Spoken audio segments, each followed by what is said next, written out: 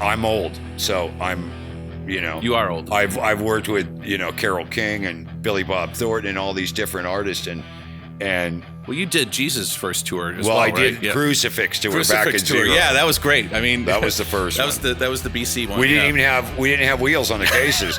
We had logs. You just dragged them. We had logs, and the guys would run, and you would roll a little bit, and they would take the log from behind and put it in the front.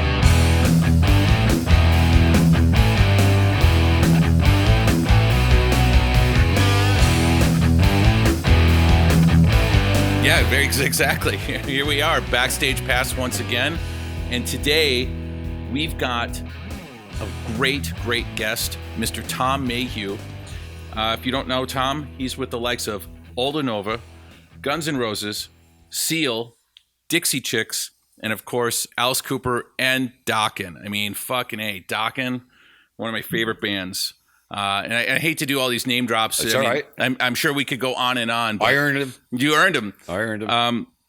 But, I think for all of us in production world and for live, I mean, Tom Mayhue is synonymous with Guns N' Roses and synonymous with also Mayhue stories. Oh, yeah. And we're very happy for those. Yeah, they're quite entertaining. Me and my brother, my brother's an extremely funny person, and he keeps people pretty happy with his antics. So what year was it when you started? First tour I ever did was in 1982. It was with a French-Canadian artist by the name of Aldo Nova. And he had a big hit called Life is Just a Fantasy. Yep. And so I went out. I really didn't know what I was doing. I was pretty young. I didn't make it too long on the tour, maybe about a month or so before I got canned. But my production manager was an absolute blow freak, stealing money from the band kind of guy that just kept burning through people to disguise his issues. I think, having toured in the 80s, I think that was pretty much the MO for everybody. Well, there's a lot of people went down, Oh, absolutely. So and after that, were you?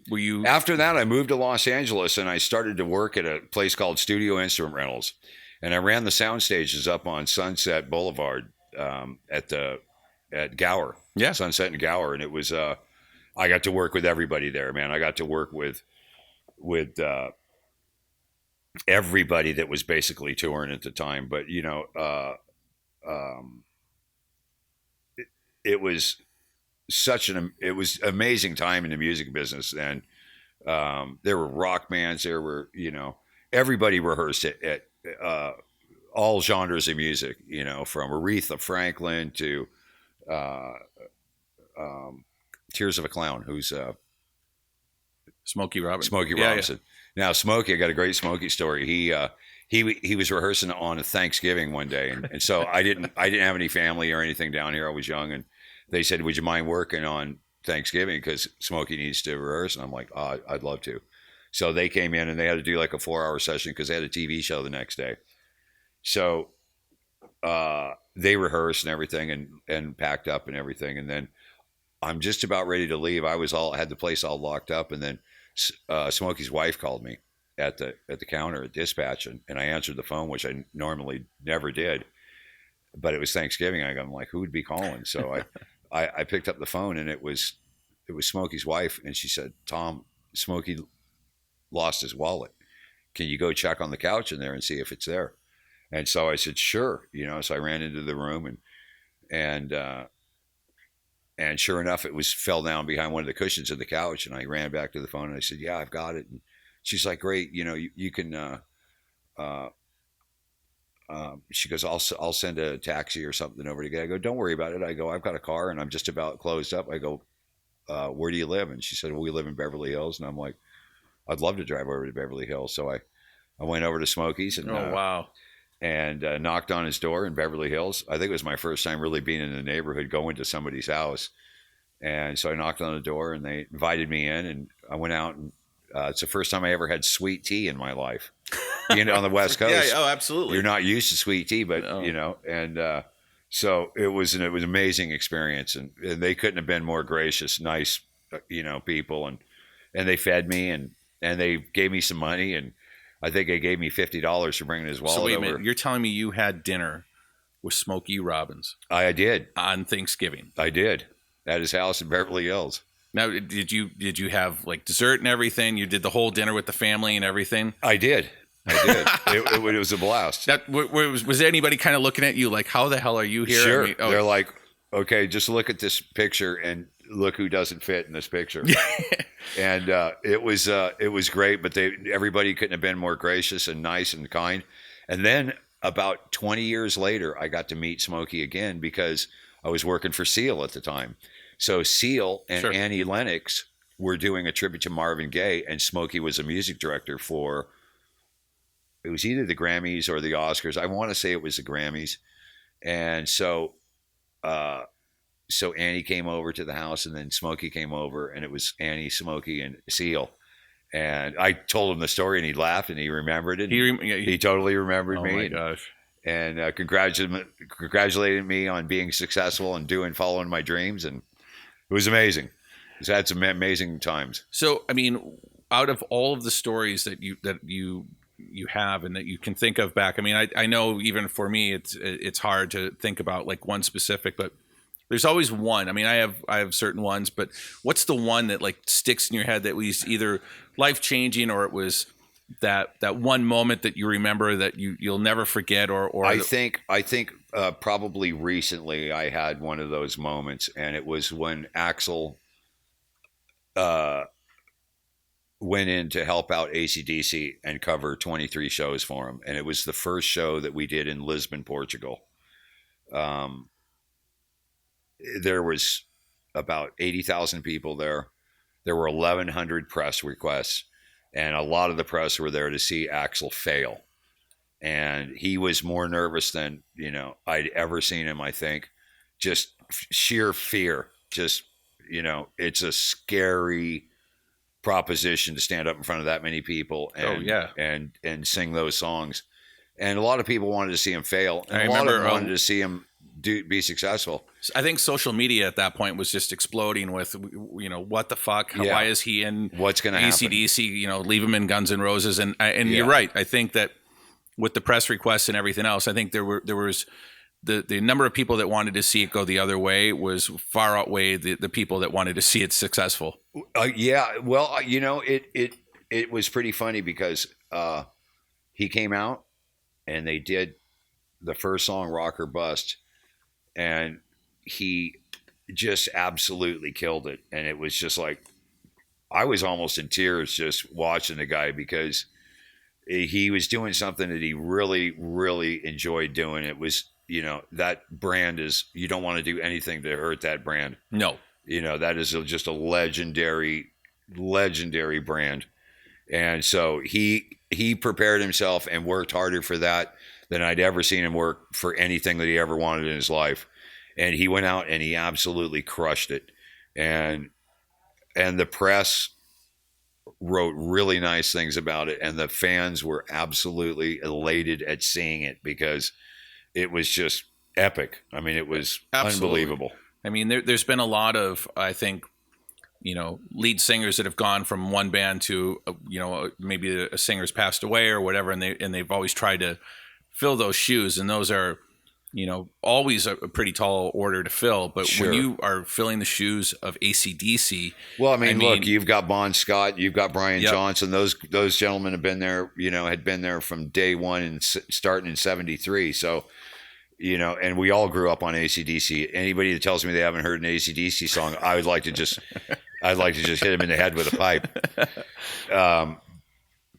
And Axl as well. I mean, he grew up on all those songs, and he just, it was just a dream come true to be able to sing those songs in that band was just unbelievable. I wish I could have been there, but I mean, I know that from speaking with you in the past, it's been a moment where you'll never forget. And I know that the tour was hugely successful. And, yes. And we'll see what happens down the future with that. Oh, I would love to see that happen again one day. I think we all would. Yeah. So for the industry, what do you think the biggest change is from when you started to where we are today? I mean, and I know that's a tall. I would really have to say technology. Technology has changed everything, and it's made things safer. It's made things lighter. Not everything's light. I mean, there's still some heavy equipment in this industry. Don't get me wrong, but just with the the modernization of lighting, of video. There was no video when I started. There was screens about 10 years after I started.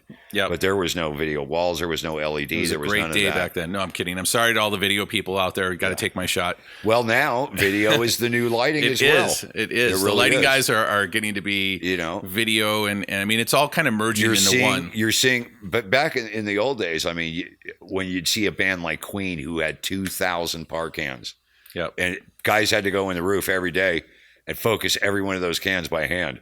Now the guy's got a little squirrel mouse thing, one of their new little technology creeps, and they just sit on the ground and they, it's all done via MIDI and all, with all their great connections and whatnot they have. So to see old school players, like the ACCDCs, like your Black Sabbath, Ozzy and people like that, to see him now on I saw all these bands when I was a kid. Yeah. And to see him, now with new technology, it's just like, it's really amazing to see, it's a lot, a lot less stuff in the truck, a lot less weight in the truck. A lot less trucks. Well, not necessarily. Well, I mean, don't tell Jay and Beyonce that. Yeah, absolutely. But I mean, overall, what used to take 4 or 5 trucks, now we can be down to 1 or 2. PA, for instance. I mean, you would have on a big rock tour doing arenas, you'd have 3 or 4, 4 or 5 trucks for audio, and now you can put a beautiful line array and your board groups in a truck. Yeah. So, do you think? And here's a $1 million question. Do you think that the technology has made the shows better?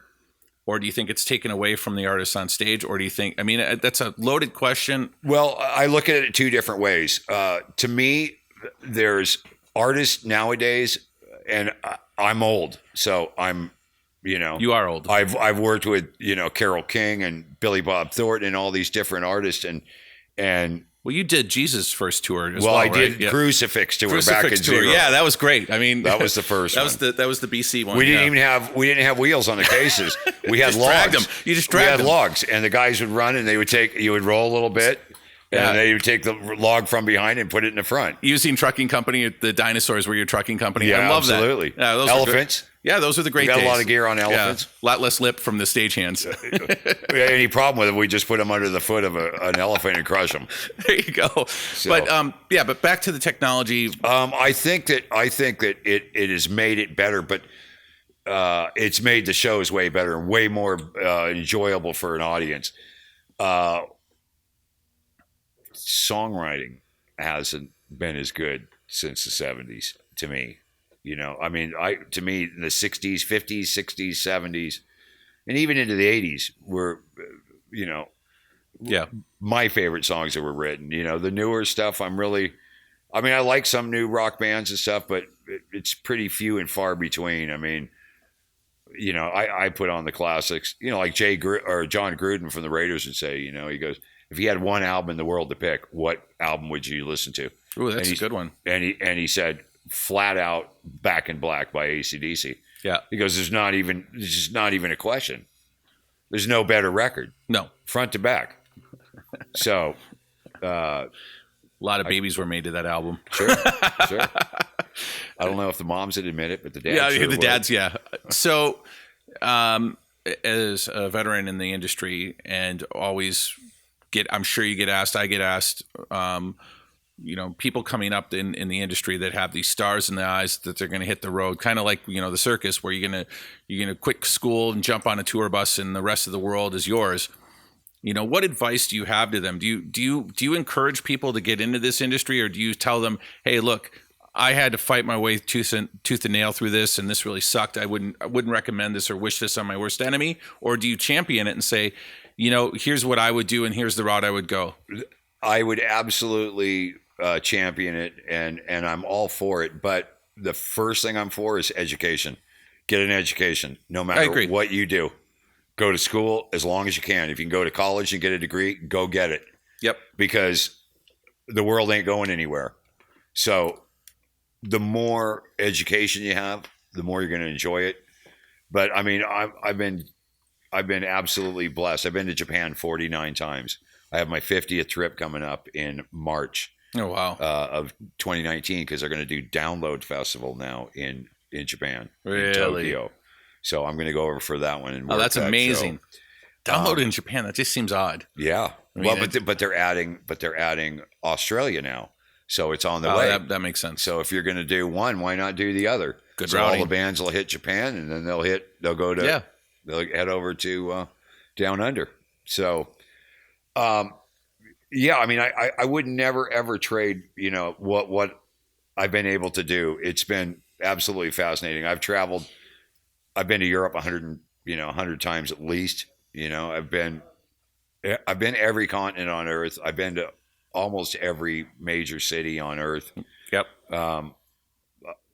That I could have never been able to pay for. You know, not only did I get to go, but I got paid to go, and I got great accommodations while I was there. So. Well, I mean, I love culture. I love food.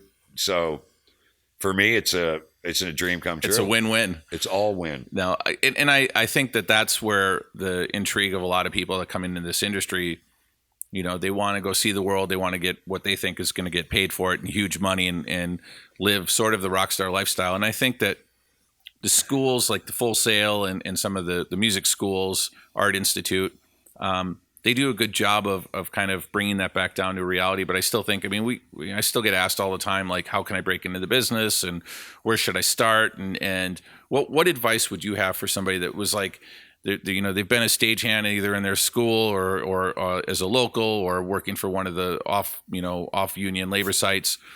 Find bands. I mean, if you want to do it for the reason that I did it, I mean, I did it for the love of what I did. Yeah, I love music. I like being around the whole scene. So I went and worked with local bands when I was a kid. Yeah, you know, and then I learned, how do you plug an amp in? What does it do? What happens if you don't plug your cable in? We're going to blow your head up, and then you're going to get screamed at. So, you know, you got to learn all this stuff. Exactly. you got to actually know what you're doing before you go out and damage a bunch of people's gear. So I know that you've been doing this so long, but think back to your rookie days. I'm talking day one, day two. Oh, yeah. What was the biggest fuck up that you did that you're just like, you look back now and you would have just kicked the shit out of yourself for doing it? Man, that's a long list. I know. And it could be more than one answer. Like, if there's good stories, don't hold back. But there's got to be something you look back and you're like, God, I just would have beat the fuck out of myself had I done that now. You know, boy, that's a long list. But I'm just trying to think back in the beginning, you know, just being ill prepared for stuff and not grasping the magnitude of what you're doing, you know, and not really knowing what you're doing, you know, just not having enough knowledge about doing something. And then it just kind of snowballs and gets out of control on you. And, you know, it's a tough business to kind of fake it till you make it, because people are on you pretty quick. They'll light you up like the 4th of July, man. I mean, so back when in the late 70s, early 80s, when I first started doing this stuff, it was a completely different, you know, right now, I mean, it's a kinder, gentler world, but it was not very kind or very gentle. Guys were cranky. They were serious. They were pretty mean. You know, there was a lot of shit that, you know, bosses used to do. You can't do anymore because, you know. Yeah. I mean, you can't go behind the bus and kick the shit out of your crew. Well, there's all like these human resources and, you know, all this, you know, bunch of crap, you know, that really fucked this whole business up, you know. But what do we call it again? The suits? Yeah, you know, and the bean counters came in and really destroyed it. You know, they kind of took the fun out of it. And I agree. The danger and everything's gone. I mean, like with Guns N' Roses, that was really the last dangerous rock band on the road. It was life or death every day.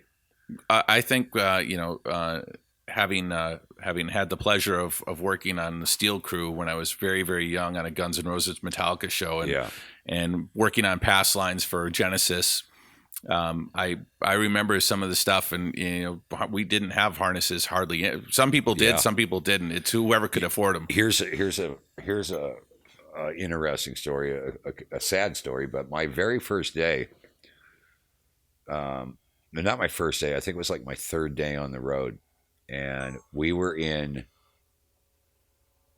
Oklahoma, and a rigger fell out of the sky. Oh wow! And went through the stage, and I knew that minute I could never be a rigger. I don't have the guts to do that. Yep. And back then there were no harnesses. The guys walked dusty beams, and it was a scary thing. That could be a 2-hour podcast of rigger stories. I mean, we've all seen them, and they are sort of the unsung heroes of our industry. Without them, the shows would never happen. No. And these guys are they've got balls of steel. Yep.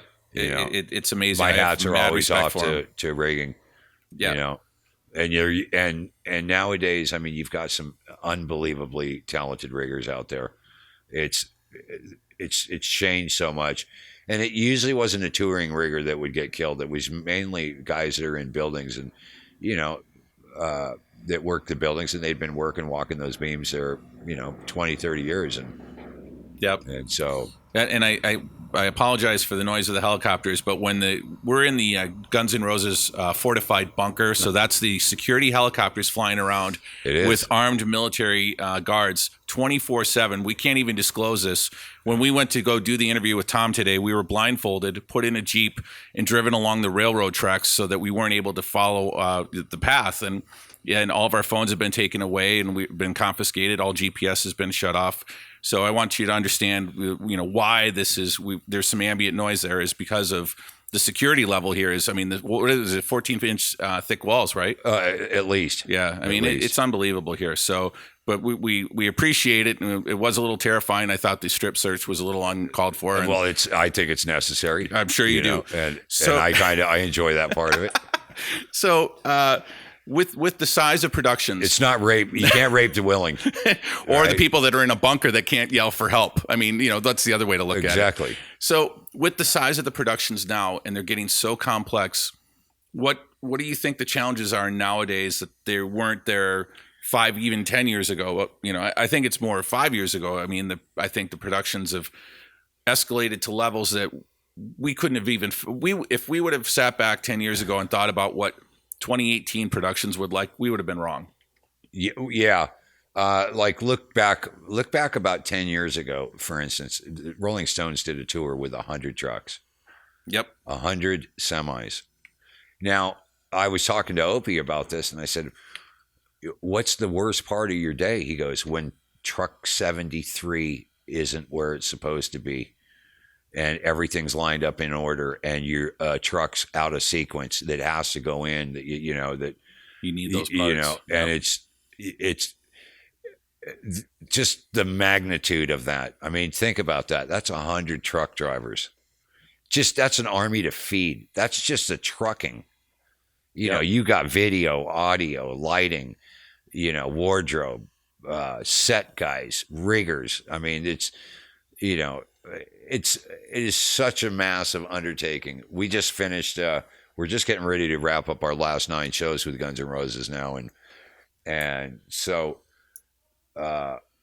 it's amazing to see, like Opie's productions on the road, because to me they're the best as far as absolutely togetherness. I mean, he's just got it down to an art. There's a few guys. Jake Berry out there is legendary, and Jake changed the entire music industry single-handedly. He made big productions possible. Bill Graham was the first one that did stadium tours, but a guy like Jake Berry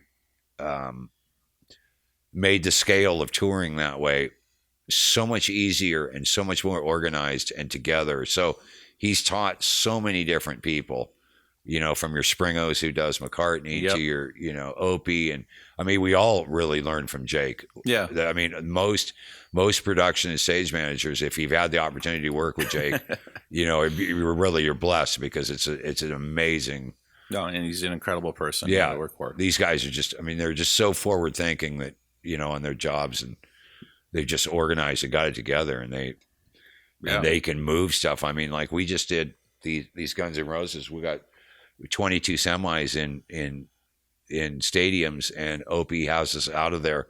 It takes about 4.5 hours to put our stuff up. Incredible. And we're out of there in 90 minutes, 100 minutes, and it's done. I mean, it's amazing to see these guys in action. Is just it's unbelievable. So with Guns N' Roses, pretty high profile artists, how is, and I hate to bring this up, but let's talk about the White Elephant. How is the events over the last 3 years with Manchester, with Vegas, and the security issues, how has that changed the way that you guys mentally look at venues and the way that you guys walk in? And it's a tough question, and we don't talk about it enough, I don't think. Well, I don't think we do either. I mean, first off, we're not curing cancer or doing anything important enough. Life is way more important than anything. So, but our security team is really, really good. We're so well advanced on what we're doing. We know where to go if there's a problem. Everybody checks on each other, That's everybody, great. All department heads know where everybody in their teams are at.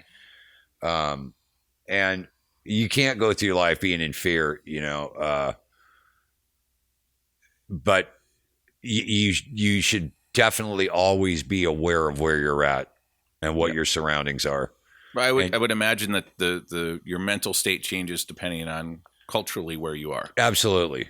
Yep. It's like in Moscow, for instance, if just a little tip from Uncle Tom, don't go to a strip club.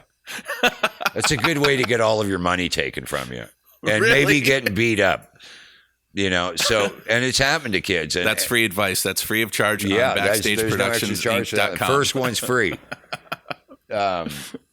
But yeah, there's certain places on earth where you'll definitely feel a little more insecure than others. But anything can happen anywhere. It doesn't matter these days. I mean, if there's somebody out there that's hell bent on hurting people, they could definitely hurt people.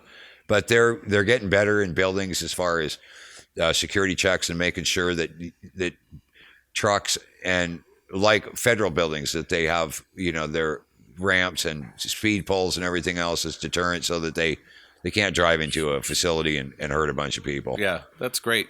So now to go back to the lighthearted side of life.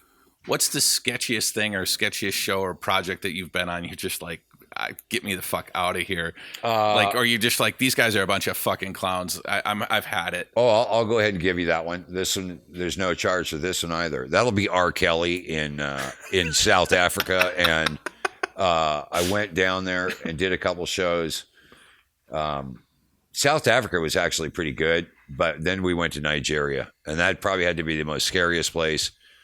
I was like pale, frail, white roadie, and in Lagos, Nigeria, we're in this square with it would hold about 400,000 people in this downtown. And for those of you've been to this beautiful city of Lagos, I was pretty much in fear from the time that I started to unload the truck until the time that I got on the plane to leave. That bad, huh? Yeah, it was pretty bad. Yeah, it scared me. I mean, no incidents, but just no terrifying. Incidents, but absolutely terrified. So, give us 3 pro tips that you would say to somebody of how to handle life on the road, and sort of Tom's 3-point wisdom. Well, first off, don't ever be late, because there's so many other people out there that if your call is at 9:30 in the morning, be there at 9. Yep. Be 30 minutes early to your calls, because if you're making somebody wait on you, that'll piss off everybody around you. Don't do that. Enjoy yourself, and work hard is probably, number one. Yeah. Work your butt off. but definitely enjoy yourself and go and see things and get out of your hotel room and don't just sit there and watch TV. And there's a lot happening out there. Yeah, I think number 4 would be take a shower once a week or something. That would be real nice. You may want to get shined up as often as possible. Well, I appreciate it. And if there's anything else that you think of that would be something that you haven't shared in podcasts or you haven't shared when you were naked on the Trailer Park Boys, what would it be? What was that one thing that people that work with you every day have never got to hear the story, or you've never told the deep, dark Mayhue vault story or something like that? Give us that juicy apple. Well, there's certain things I can talk about, and I got a lot of stories that for reasons of, I don't want to be unemployed. I won't repeat. Or dead. Yeah. But I mean, we've seen so many funny things and stupid things and great things. And I don't know. I don't know if I could even put my finger on, I think probably I don't mind watching somebody get their ass chewed when they've done something wrong. So, well, actually, let's cut the shit. You don't mind chewing the ass. Well, no, I mean, if that's necessary, but I like to see someone of my superiors too giving it to somebody that's earned it. Most people that get the corn these days, the corn is when you get in trouble. Yep. So, they've earned it, and a lot of people got to work pretty hard to get the corn these days. And you, out of all of the people I know on the road, are the one person I would never want to get the corn chewed for by. Man, I've watched you in I'll action. tell you one great story. Here's one great one. This is my first day meeting Jake Berry. Jake Berry, I was with Dawkin, and we were in Europe. Well, I was so excited to go. We had 30 shows with ACCDC in Europe, and this is when Brian was Blow Up Your Video tour in 1984. And so we show up at the venue. I want to say we were in someplace like Helsinki or something, one of the ice hockey hall there in town, and it was about, I want to say about 6:45, 7 a.m., somewhere right around then, and we got there the night before, and so we had a few beers on the bus, and we're waiting, at the venue, and we're just hanging out, partying on the bus because we didn't want to get a hotel. We'd spend a bunch of money and stupid. Remember those days? So we're hanging out, and so it's like, we've got a big day tomorrow. Let's. I think we were out probably by 1 or so in the morning. So I hear this little, I hear this on the door, and I was back then. I was a great early morning riser. I'd love to get up, and not so much anymore.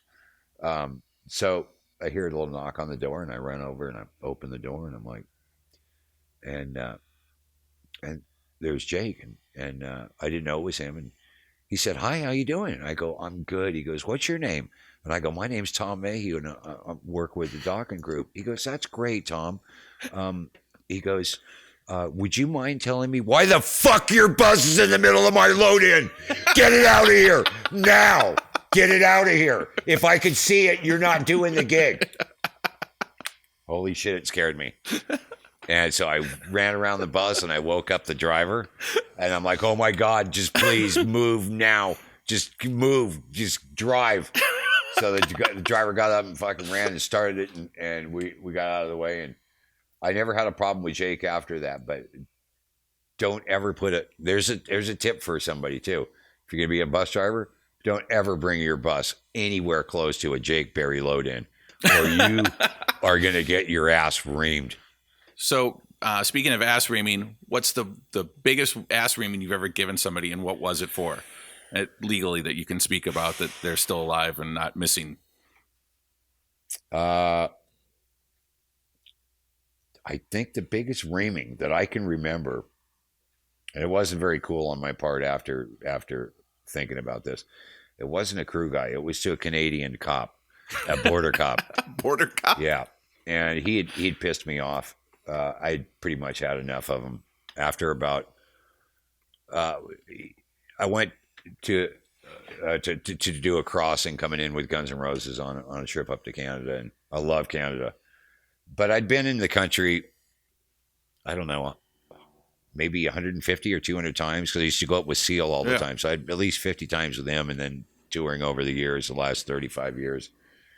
And so I flew in, and this border cop, I said very politically incorrect things, I think. But he asked me, he said, "Have you ever been arrested?" And I said, "Yes, sir. I was arrested for a DUI when I was 21." And he said, "Okay, have you ever been arrested for anything else?" And I'm like, "I don't think so." And I couldn't, remember.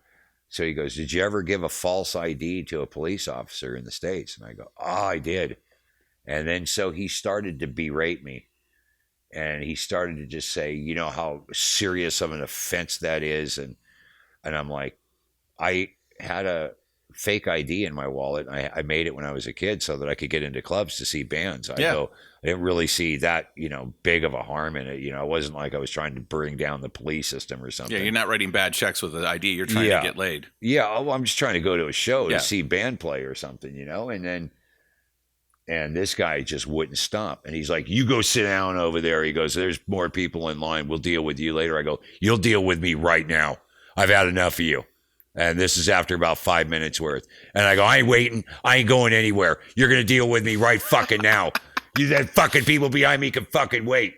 And I looked at him and I said, "What's the matter with you? Did your boyfriend not pound enough fucking pipe into your fucking hiney last night?" And the two other cops had to come over and fucking hold him down from him pulling his gun out and probably shooting me in the head. He was pissed.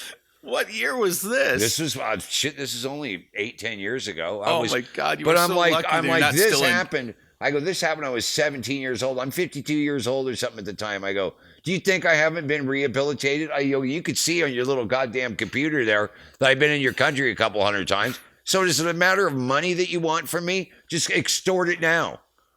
I go, "I'm not leaving. You're going to fucking either deny me entry into your fucking shitty country or you're letting me in right now." And I don't mean that about Canada. No, I love Canada. But so they issued that cop. They took him away and had him do another break, and then talk to other people. And then the next set of cops that came up go, "Well, why did you just get all fired up?" And I go, "I'm not going to be talked down to by anybody. I could care less. If you don't want me in your country, I won't come. But don't sit there and berate me." I go, "I'm not going to have some 35-year-old kid tell me how much of a fucking horrible person I am. If it were up to me, if I had a pipe, I'd have hit him right in the fucking head." Thank God there were no pipes, Andy. Yeah. So, oh my God, I don't carry my pipe when I'm traveling. They won't let me anymore. Yeah, no. Knives, pipes, I'm out. They've taken all the fun out since 9/11. They have. Yeah. Oh, it's changed. Yes. Flying private is great, except you don't get any air miles. No. It's the only bummer. And believe me, I use those all the time. Yes. Well, Tom, thank you once again for my pleasure, Patrick. Coming on. And once again, this is Backstage Pass, and BackstageProductionsInc.com is the website. And we're going to keep doing these and interviewing talented roadies and people that have been around forever. Great. Probably not as old as you are. Probably not. But, you've been There's a dear not many of us No, left. but you've been a dear friend, and we love hanging out with you. And I could listen to your stories all night long, and probably will. We got plenty more. I'd love to do this again. Yeah, absolutely. Once again, Backstage Pass. Thank you, guys. Have a great day. Thank you.